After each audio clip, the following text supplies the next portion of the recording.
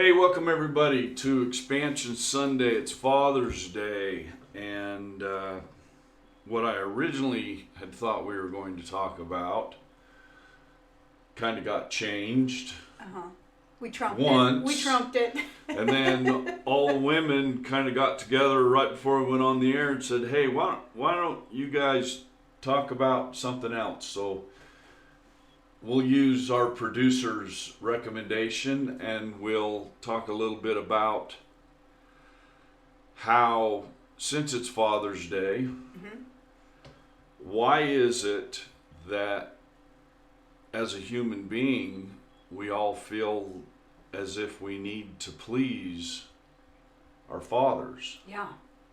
Great subject matter. I mean, I know it's a little controversial and we'll try to see how this goes just a little bit, but I know in today's day and age not everyone has a father. Not all families are a father and a mother in today's world. That's true. There's so many different ways of creating families now. Yeah, and we honor all of those. And do not think that I'm being disrespectful in any way when I talk about that, because I find it all absolutely fascinating with all the changes that come continually about in the human experience. Yeah. But for some reason, there seems to be a huge amount of people in the world that come from families where the children grow up, or the humans grow up feeling like they need to please somebody, and usually that's a father type figure. Yeah, the approval syndrome. Getting approval. Yeah. Really common. I think, and with this seems to carry over whether your father's living or whether they've transitioned.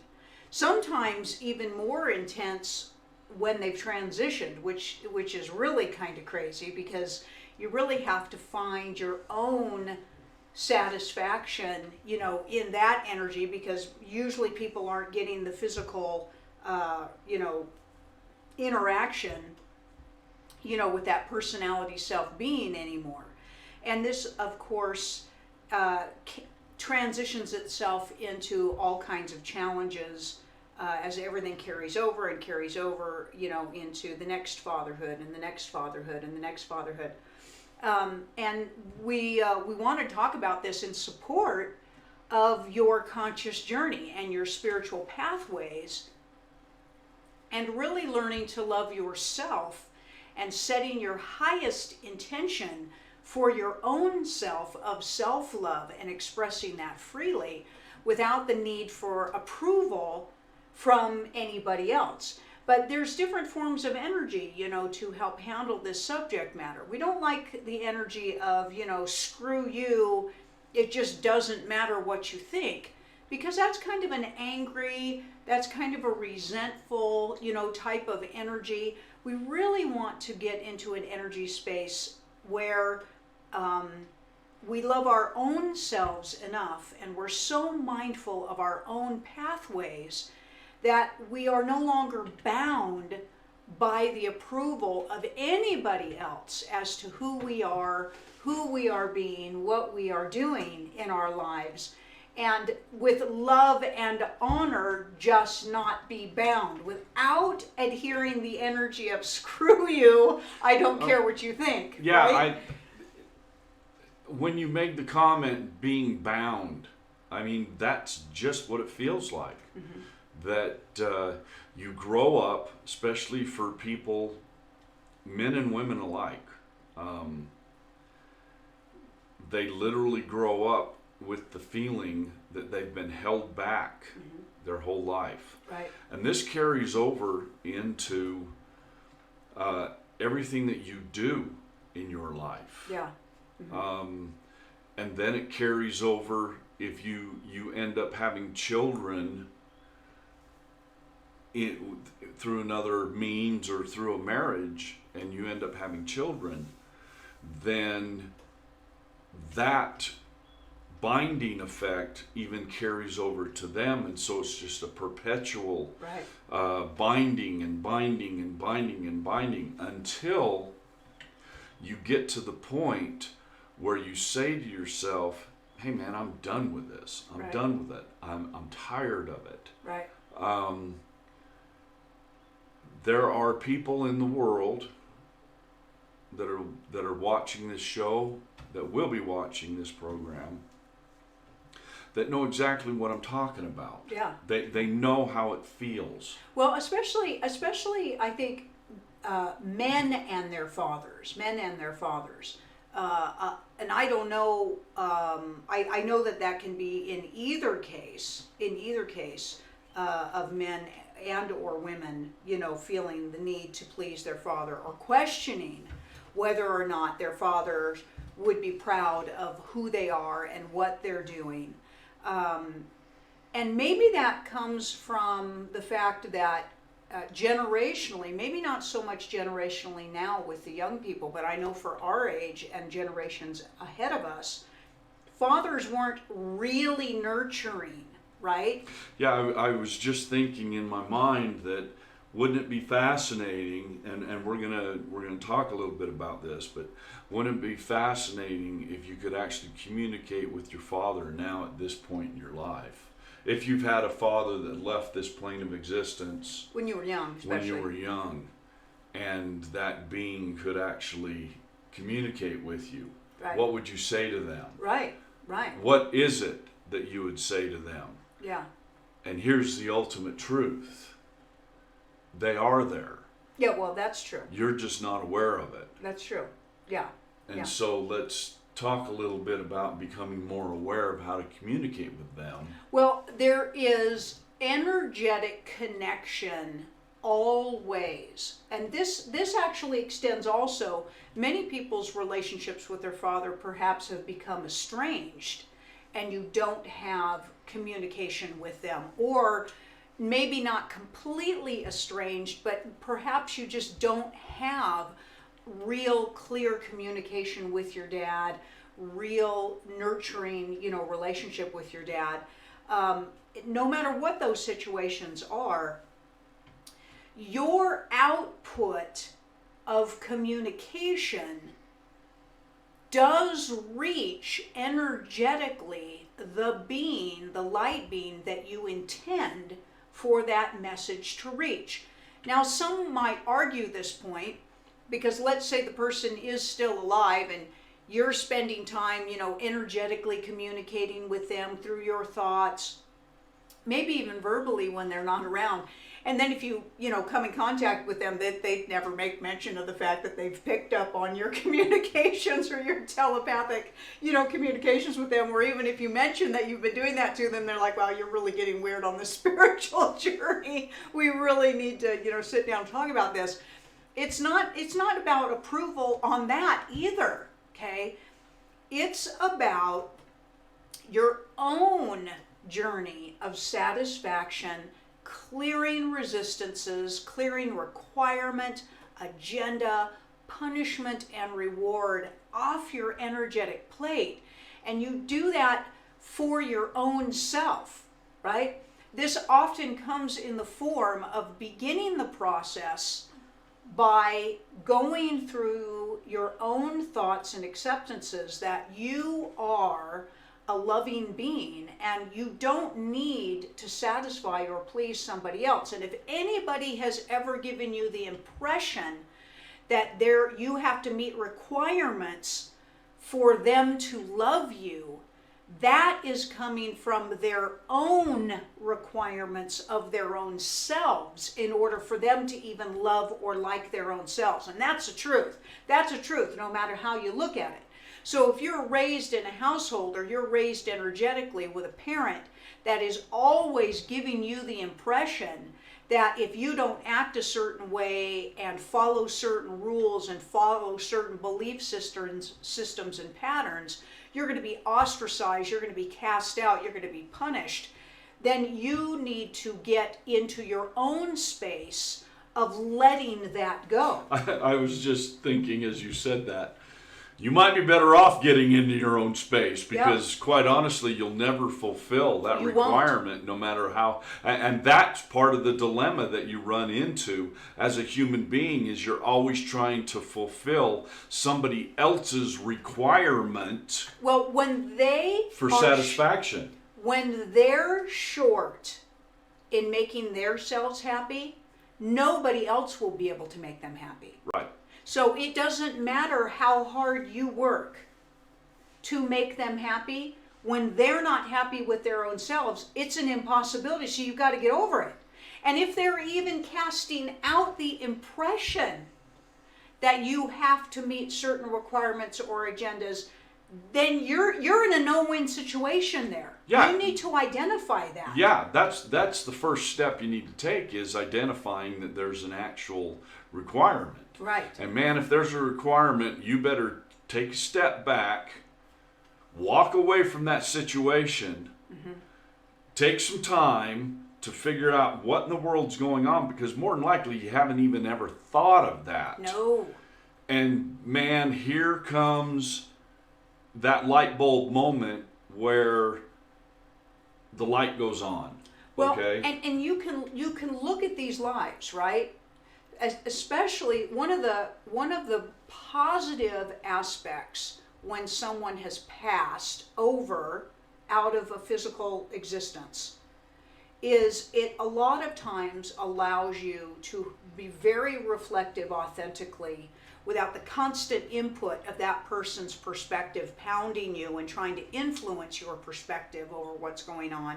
It can give you sometimes a clear platform of introvertedness and retrospectiveness to look back and be able to recognize limitations with your father in the way they felt about their own selves, how they were raised, the projection of energy that they put onto a family where they felt like they had their requirements of leadership and providing and punishing, and that they're responsible for molding you and everybody in the family into productive, successful beings, okay? And seeing what the requirements that they had either put on themselves or other people had, right? Well, and that's kind of where I want this conversation to go. Parents from even a generation ago, especially if your parents aren't here anymore, they were never taught by their parents how to parent. And you are now the adult in your life, and you're seeking advice. More than likely, you've got children, and your parents didn't do a very good job of helping you to understand exactly what it is to be a parent. You just knew that there was a lot of rules and regulations, and man, the children that are born today, they don't want to live that way. Mm-hmm. They won't live that way. Mm-hmm. And if you're a parent now of children, you know exactly what I'm talking about. It just feels like, as a father, that it's a constant struggle to hold together something, because it just seems like everything's bleeding out, or the bag is so full that it just keeps overflowing, and man, the seams are just stretching and stretching and stretching. I lost my father when I was very young. Mm-hmm. About 19 or 20? Very young. Or so? And even though we spent a lot of time together growing up, it just felt like everything that we did in our family, everything had a requirement that was attached to it. Right. Everything. Right. And of course, we played athletics, and we were very sports minded, and I think a lot of that was just to keep all of us kids occupied, because we were had so much energy, and we were so full of energy.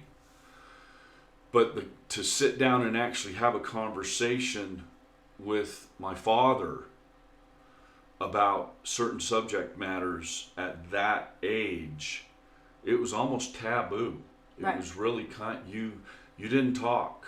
to your parents. And I remember even talking to my mother after Dad was gone. And Mom didn't want to talk about that stuff. Right. We don't talk about those things in the family. You don't talk about that stuff inside the house, you know. And I could not understand that. Mm-hmm. You know, I could talk with my sister and my brothers about it, but we couldn't talk to our parents. And so I feel like in today's world, parents need to figure out how to break that barrier down, Right. and talk to Right. your kids. You don't have to agree with your kids, but at least listen to them. It's no different than having a beer with the guys at the bar. Yeah. Quite honestly. Yeah. Well, I know generationally your dad had a lot of requirements on him from the religion and the family and the community, and you know, if he breached any of those expectations, man, you were punished. And my father was the exact same way, okay? And your father was military. Yeah, so passing that rigid type of personality and structure onto a family. Now, of course, if you had the conversation with your dad now, or had the conversation with my dad now, who's also gone, and said, you know, you always just had so much requirement of me, they might go, well, no, we didn't. Well, no, we didn't. Although my dad probably would say, yes, I actually did. He probably would fully acknowledge that. And he was Now, pretty are you hard on trying to brother. tell me that you've never breached that subject matter with all the conversations you've had with your father? I have. And you know, the state of oblivion of, well, gee, I didn't realize we're doing that to you. In my dad's case, he was very much aware of the fact he was doing that to us, because he felt like that's how you structure somebody. There are requirements that you meet, and there are expectations that you meet, and that's how you live a productive life, and that's how you live a successful life. And the biggest challenge with that, obviously, of course, is that's a very fear-based energy for anybody to be brought up in. But it also creates, do you ever remember your dad, consciously aware of your dad, ever saying to you, I am so proud of you. You have made my life the best thing ever just by being who you are? Or do you always just remember, you got to do this, you got to do this, you got to do this, you got to do it this way, you didn't do it this way, you didn't do it that way, you did this wrong, you did that wrong. We'd finish a ball game. You know, we'd finish a ball game growing up, and man, you'd get in the car, and all you heard from the back of the car or the truck was, you didn't do this right, you didn't do this right, you got to work on this, we got to work on that. My dad was the same way. We got to go over here and do this. You know, that's the way it was. But I do have to say, I've had the opportunity, and because this is a spirituality show, I've had the opportunity to get that cleared out with my father. Mm-hmm. And his answer to me, I might get a little emotional here, but his answer to me was, I was doing what I thought was the best thing for the family. And look at where you are today. Mm-hmm. Yeah. And that really affects me. Right. Okay? Mm-hmm. Because he chose to leave. Mm-hmm. To allow us the opportunity to grow. Right, and I feel the same way about my dad. My brother and I have had that conversation, you know, wondering why they leave so young.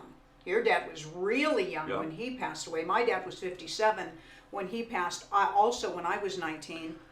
And very dominant energy in the family. He was very alpha male, very, you know, Napoleon syndrome, arrogant, driving force, Marine Corps, military, controlling, okay?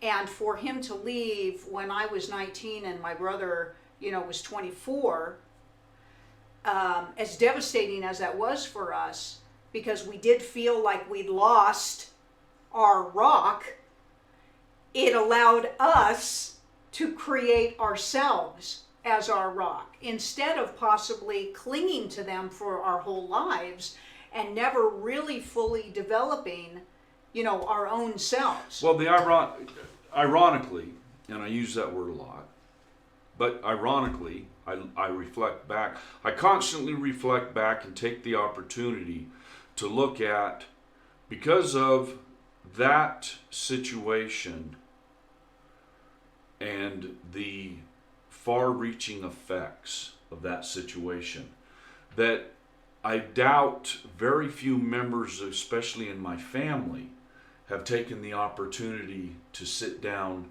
and analyze. Partly because the whole family, my cousins, my relatives, there's nothing but requirement, Of course. in the family, okay? And, oh, your father was such a great man, and he was this and he was that. And sometimes when I used to talk with them, I would always make the comment to them, you never really knew my father. You have this idea in the back of your head that he was this type of a person, but you never really knew him. Okay? Right. And I look at the effects of my family, my brothers and my sisters, and the devastating effect that they've never been able to recover from. Right. Because of the fact that he left. Well, and again, thinking back, what are you clinging to? What are you clinging to? I think people cling to expectations. When I have conversations with people, when I'm channeling for people and perhaps loved ones come through, common question for people is, are they happy with what I'm doing?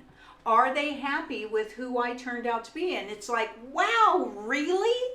Like, you need that approval still and they're not even physically in your life anymore. And you're still, and how long have they that's been your gone, question? right? And how long have they been gone? Right. Instead of, hey, what's super cool going on in your experience now? It's, gee, are you proud of me? Are you happy? It's like, wow. Okay? And when do you let that go? How do you let that go? How do you let that go? Well, not just how do you let it go, but how do you take that experience that you are well aware of because it is affecting you, or as of this show today, a light has gone on and you're starting to look at things just a little bit differently. But how then do you use that in your life to become a more effective being, right, as a human being? Right. You have to let go of your own requirement of your own self. You have to stop having rigid requirements and expectations of your own self. This is different than having desires, creative components, and authentically demonstrating who you are in your never-ending unfoldment of self. That is inspirational. That is choosing. I choose to be the most expansive self that I can be. I choose to be compassionate. I choose to let go of judgment. I choose to make bicycles for the rest of my life. I choose to be a brain surgeon for the rest of my life, but I choose to do it compassionately and lovingly, and hopefully constantly demonstrating my never-ending expansiveness to everyone. So you first have to start with that component. That basically resolves all of your issues that you may have ever had about the need to please somebody else, because you won't.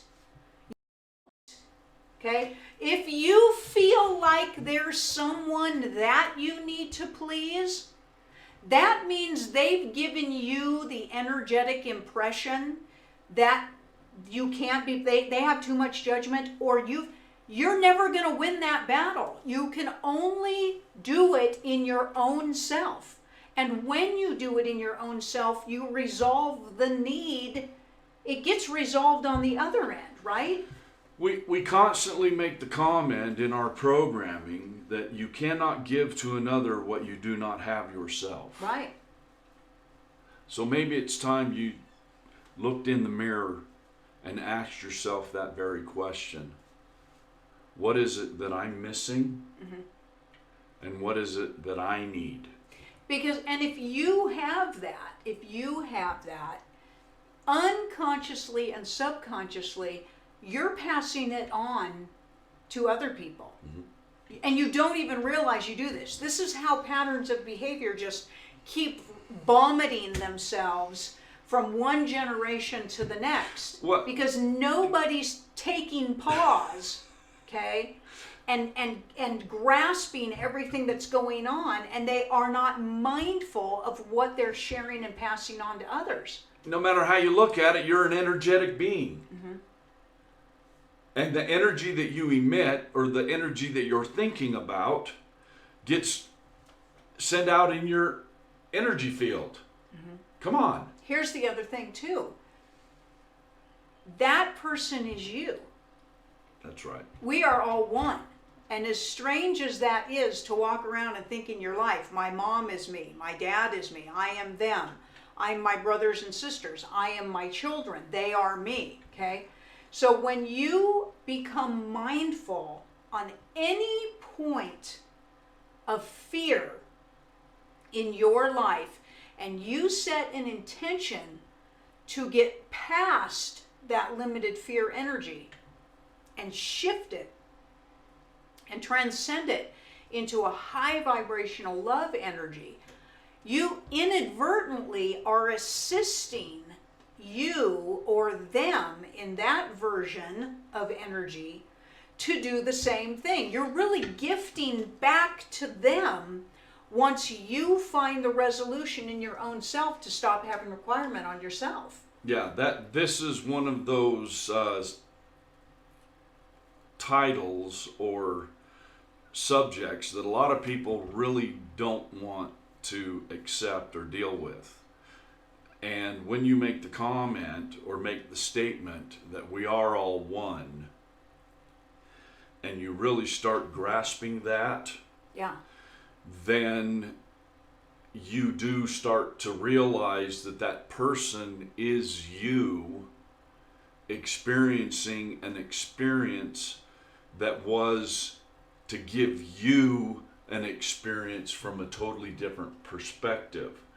So then you need to start asking yourself the question, what is it that I missed out of that experience? Yeah, and you take those golden nuggets of wisdom and you really implement them.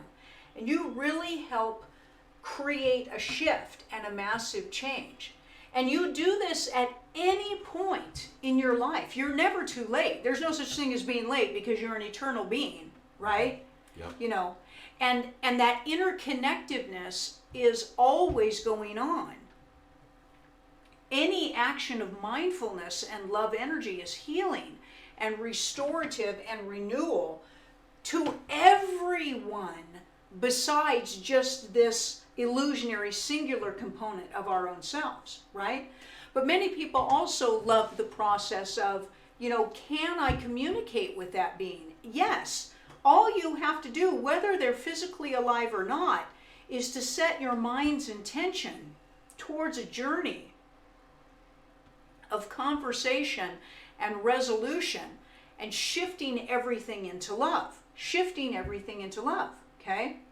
And you can say anything. You could conjure up a conversation in your own mind and through your energetic intention that maybe you wish you'd had with your dad, or if I could visit heaven. One of the other things I see commonly, on Facebook, wish there were visiting hours for heaven so that we could spend a day, with our loved ones who are lost. And we're like, what are you talking about? Visiting hours are 24/7. They're 24/7. All you have to do is start thinking about them. They usually will come energetically right next to you the minute you think of them, whether you believe that or not. They are fractalized beings, so you are not holding them back from being any place else that they need to be. There's just a fractal of them that will come and visit you, and you can engage in a conversation with them. The only thing that's preventing that is your own limited perception that it can take place, right? Whether they're physical here on this earthship or not, you can still do this task. Let's say they're in another state. Yeah, you can call them, and you do. You have your FaceTime and your chat with them, but you can also energetically be continuing to have communication. You're an energetic being. Yeah, it's extraordinary. This is how you do telepathic communication. How many times have you heard the conversation from somebody, man, I was just thinking about somebody, and my phone rang. My phone rang. Right. How many times has that ever happened? Well, I have, not to get off subject, because I think this supports the subject. So in the business that we're in, of course, we are blessed with having all kinds of practitioners that we've gotten to know, and some who are really good friends of ours. We have a very dear friend of ours who's an extraordinary animal communicator, okay? And the reason I bring this up is this is kind of quintessential on this subject matter, because generally speaking, unless you're Dr. Doolittle, an animal cannot turn and speak English back to you, although some of my parrots can.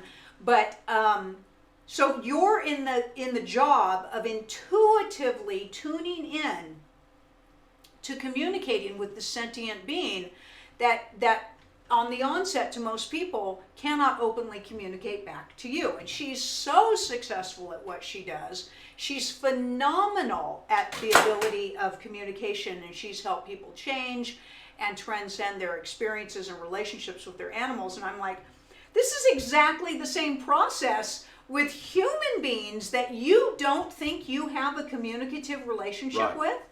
Right? And going through the thought intention of, I'm lining up myself with you, I'm communicating with you, this is what I'm thinking, you set your thoughts, you open up your heart space, you open up your minds towards receivership of communication back from them. It's amazing. I started laughing because the thought that crossed my mind was, some people will swear up and down that they have better conversation with their dog or their cat or one of their pets than they do even with their wife or their husband. Yeah. You know, or even their family. And that, you know, but it just proves a point. Yeah. That you're an energetic being and you're able to communicate. So why in the world can't you do it with someone who has left this plane of existence? Right. Dads get a little shortchanged. Our one of our staff members was just saying right before we went on the air, dads get a little shortchanged in a lot of this stuff. We tend to think of Mother's Day, you know, really connected to our mothers. Our mothers, in many cases, you know, literally carried us for 9 months. We have that connection. Dads, sometimes they can be a little shortchanged on their nurturing components and whether they're around or not. Sometimes that's not the case. Sometimes fathers are extremely nurturing and actually end up being kind of stay-at-home moms. And a lot of times there's the single dads out there who fill all of those roles. But no matter what the situation is, whether you're a mom or a dad, as human beings, we do fall short of expressing our emotions efficiently and effectively, communicating clearly, and we fall short because we have all of these shortcomings of opinions of our own selves and our own empowered compassion and love for ourselves. And there's room for improvement, massive improvement on that, for that subject across the earth, right? Yeah, well, I said, we live in a different day and age in today's world. Families' makeup is different. Even 10 years ago, 20 years ago, 30 years ago. And for some people, they've got a parent or a sibling that has 100 years ago. And the amount of change that has come about within all of those years of experience and existence. Mm-hmm. And you have to begin to start asking yourself, at what point am I going to start communicating and start becoming the energetic being that I know I can be, and change the way I think and the way I feel and see everything as just an experience. Yeah. As the way it should be. Yeah. We want to express our gratitude and our love for all of the male energy configurations out there that are taking the responsibility of raising children, nurturing children, contributing to our societies and our communities as the father figures in our lives. We usually all have more than one father, energetically at least, that we consider to be some type of father figure for our own selves. And we love all of you, and we love all of the energy that you contribute. What we want to support in this program today is learn to love your own self so that you are no longer falling into the entrapment of pleasing, needing to please and satisfy anybody out there.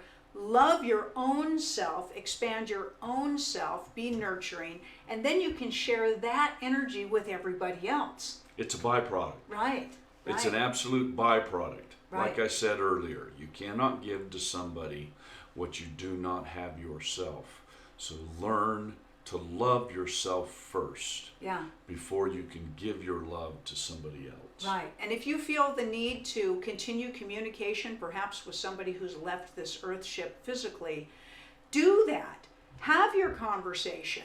Get your communication out there. Get your voice out there. Get heard. Be expressive and be expansive in everything that you are, so that you're not carrying around these imprints of fear that cause all kinds of limitations and expectations in your own life, and live your life completely joyously, right? Yeah. We want to shout out, of course, all the special fathers in our lives, my brother, my sons-in-laws, my beautiful husband who's the stepfather to my children, everybody out there, your beautiful brother who's a wonderful father, your nephew Jordan who's a wonderful father.